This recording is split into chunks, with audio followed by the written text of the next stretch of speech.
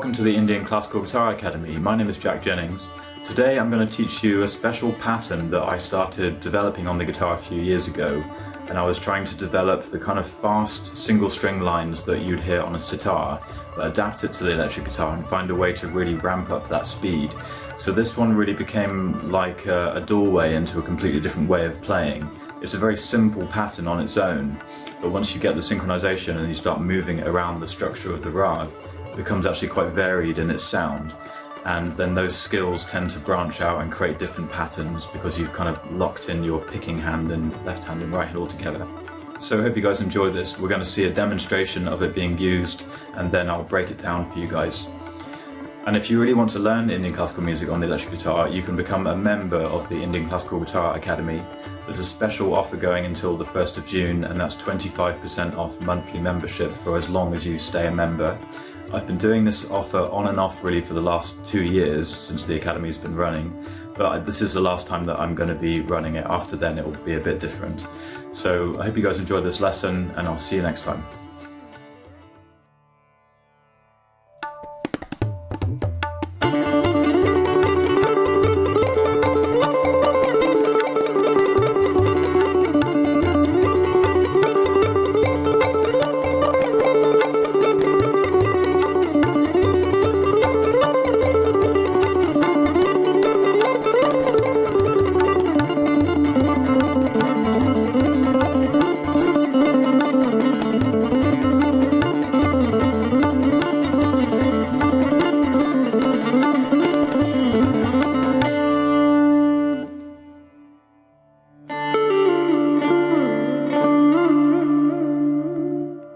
In this exercise we're going to be working on a pattern which is meant to be played very fast. I found that this pattern is very effective to play at fast speed, and there's something about it which makes it not too difficult to actually start to accelerate, because it's essentially a very simple pattern, but it actually sounds quite varied when you start moving it around, and the transition between the different groups of notes adds an extra element into the pattern, so it sounds quite fresh and organic as it moves around the structure of the Raag. So just very simply, it's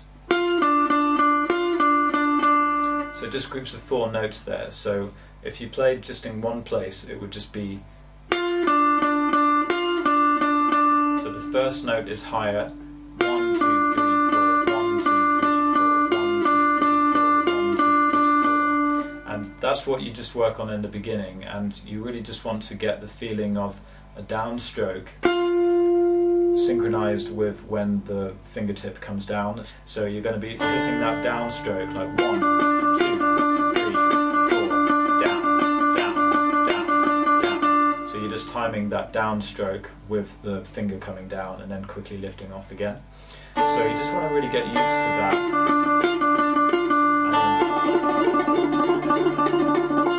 And then just see if you can get that at a faster speed. This kind of pattern sounds really good with the D string played open, so the downstroke each time can catch that D string. You don't have to do it like this, and it's actually okay if you don't hit the D string on every downstroke as well, but it has more of a energetic sound to it. It's got a lot more energy and driving force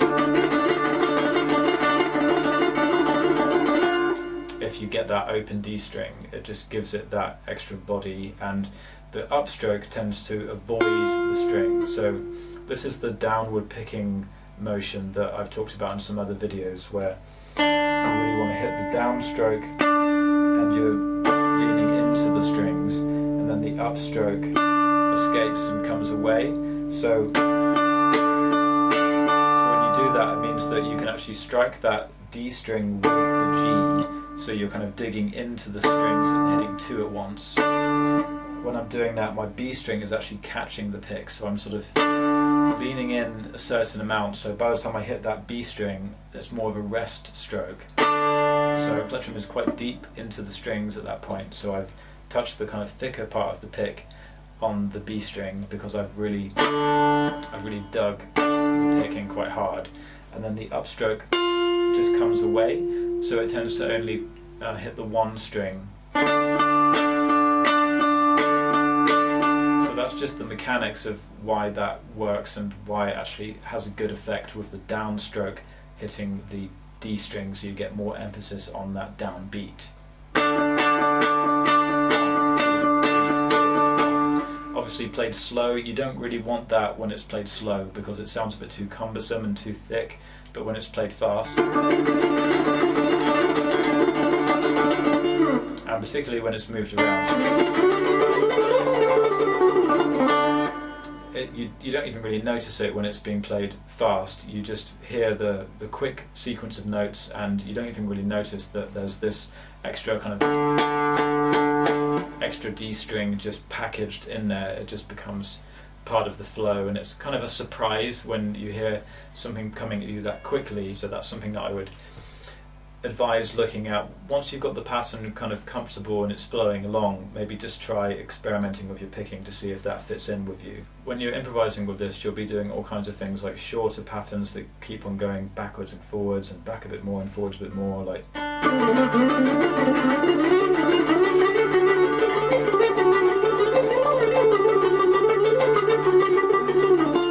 so just try to navigate in as many ways as you can.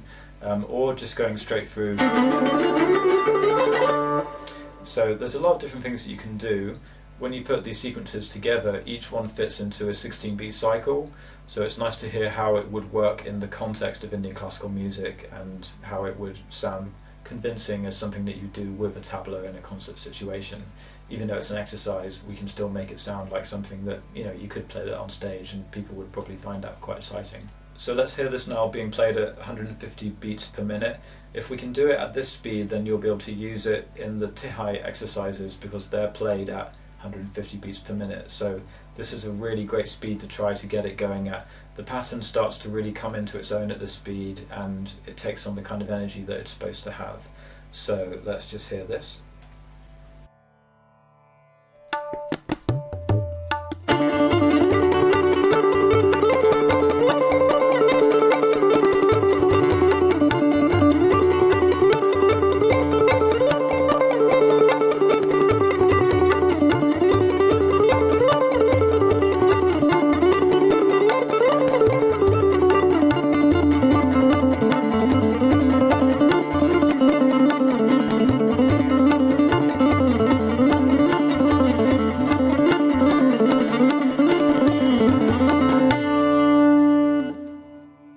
If you want to start one of these courses, you can buy them individually or you can subscribe monthly to access all of them. For subscribers, there will be new content every month, including live streams where we can answer your personal questions and go into more detail about applying this material. So far we've covered Raag Yaman, Raag Bageshri, Jog, Hamsadwani, Kafi and Raag Malkons, and there's much more to come.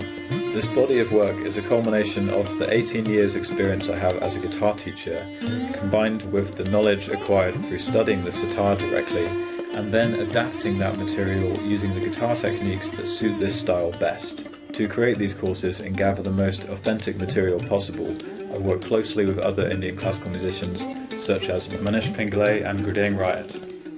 I'd like to give a special thanks to my guru Roopa Panesar, who has guided me in the creation of these courses. Much of the material has been adapted directly from my training with her.